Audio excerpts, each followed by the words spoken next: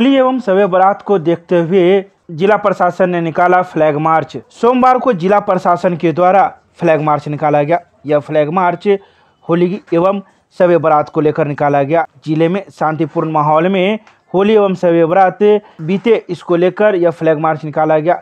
शहर के प्रमुख चौक चौराहों से गुजरते हुए यह flag march DSP Amit Kumar के नेतृत्व में निकाला गया, जिसमें सभी थानों के थाना अध्यक्ष के अलावा जिले के पुलिस बल मौजूद थे। इस बारे में डीएसपी ने जानकारी देते हुए बताया कि यह फ्लैग मार्च शहर में तो निकाला गया है, साथ ही उन लोगों को आगाह कर रही है जो उत्पात मचाते रहते हैं, नशेड़ी रहते हैं या फिर कोई अन्य ऐसे लोग जो होली एवं शब बारात या अन्य पर्व त्योहार में असामाजिक तत्व फैलाने का काम करते हैं। ऐसे लोगों पर हमारी निगाहें हैं।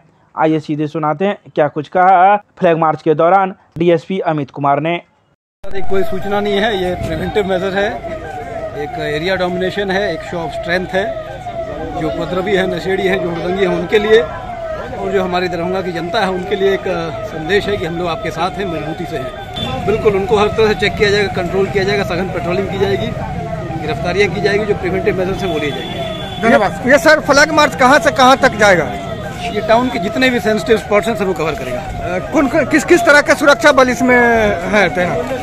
हमारे बिहार पुलिस के हैं, रैफ की 2 कंपनी हैं, विशेष तैयारी है। विश्वविद्यालय थाना क्षेत्र के कैदराबाद रोहिलागंज के रहने वाले एक व्यक्ति ने मारपीट के मामले में दिया आवेदन। विश्वविद्यालय थाना क्षेत्र के कैदराबाद रोहिलागंज के रहने वाले प्रदीप शाह ने मारपीट के मामले को लेकर थाने में एक आवेदन दिया है, जिसमें उन्होंने कहा कि मेरे घर के बगल में रहने वाले महेश शाह का पुत्र शुभम कुमार ने हमसे मारपीट की है और मुझे जख्मी कर दिया है। जब उनसे पूछा गया कि आखिर मारपीट क्यों की, तो उन्होंने कहा कि मैं रात में ऑटो चलाकर घर आता हूं। बगल के रहने वाले महेश शाह का पुत्र शुभम अपनी मोटरसाइकिल मेरे घर के पास ही लगा देता है, जिस वजह से मुझे ऑटो लगाने में परेशानी होती है। इसी बात को लेकर मैंने जब उसे कहा कि वो अपनी मोटरसाइकिल यहाँ से हटा ले, तो उन्होंने आक्रोश में आकर हमसे मारपीट कर ली और मुझे काफ़ी जख्मी कर दिया। जब इस मामले को लेकर मैं रात में ही विश्वविद्यालय थाने में आया तो थाना अध्यक्ष के द्वारा सुबह में आने को कहा गया, जिसके बाद मैं अभी आया हूं और मैंने थाने में आवेदन दिया है। मुझे थाने से उम्मीद है कि मुझे न्याय जरूर मिलेगा। रात के 9 बजे हम घर पे आए तो रोज रोज हमारा गाड़ी पूरा पे लगा देता। मैं सागर बेटा शुभम भैया हाथ जोड़ते हैं, आप गाड़ी यहाँ रोज रोज नहीं लगाइए। घर से बाहर निकला तो मेरे को हाथापाई किया, मारा। रोज रोज कर रात को 9 बजे हाथापाई तो मैं थाना में आया। थाना में आने से बड़े बाबू बोला सुबह 9 बजे आइए, लेटर लिख के दीजिए, फिर आपको आगे का कार्यक्रम करेंगे। हाँ, चोट भी आई है? हाँ, चोट आया ना, पूरा दर्द, सामने में दर्द हो। कैसे?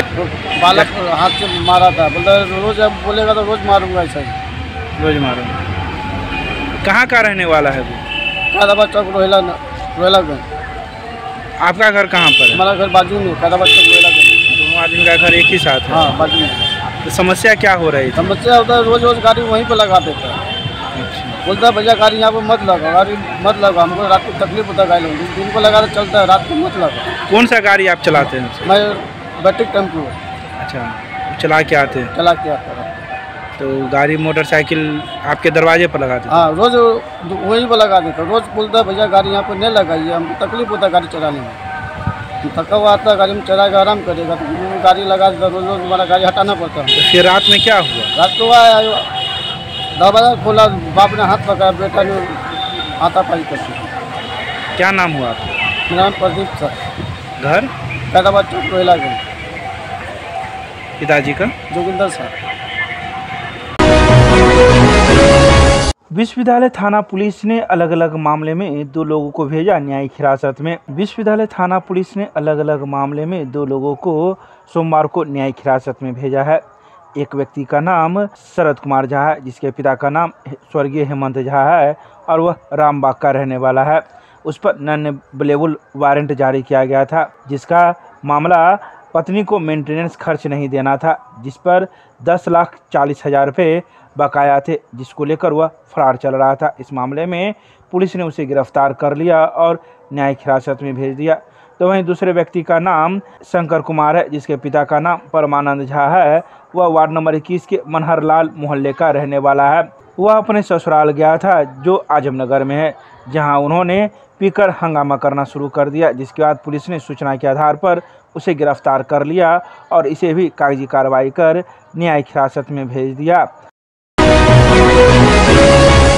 दरभंगा रेलवे स्टेशन पर पल्स पोलियो कार्यक्रम की हुई शुरुआत। राज्य स्वास्थ्य विभाग के प्राप्त निर्देशानुसार बिहार के 29 रेलवे स्टेशन, जिसमें दरभंगा भी शामिल है, दिनांक 6 मार्च 2023 से 11 मार्च 2023 तक बाहर से आने वाले 5 वर्ष से कम उम्र के सभी बच्चों को पल्स पोलियो की खुराक पिलाई जाएगी।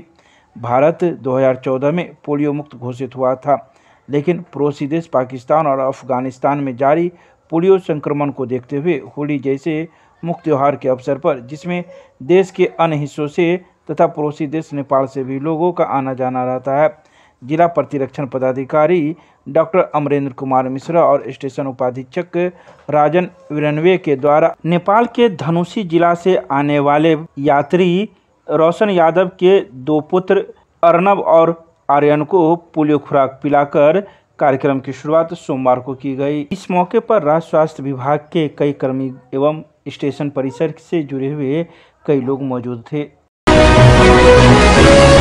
दरभंगा यूनेस्को क्लब के तत्वाधान में होली मिलन समारोह 2023 का किया गया आयोजन। दरभंगा यूनेस्को क्लब के तत्वाधान में होली मिलन समारोह 2023 का आयोजन दरभंगा के आकाशवाणी रोड स्थित एक होटल में सोमवार को किया गया, जिसमें सदस्यों ने कविता पाठ कर, गाना गाकर, चुटकुले सुनाकर तथा पहेली व म्यूजिकल चेयर प्रतियोगिता आदि का आयोजन के साथ ही एक दूसरे को गुलाल लगाकर एवं पकवान खाकर होली मिलन का आनंद उठाया।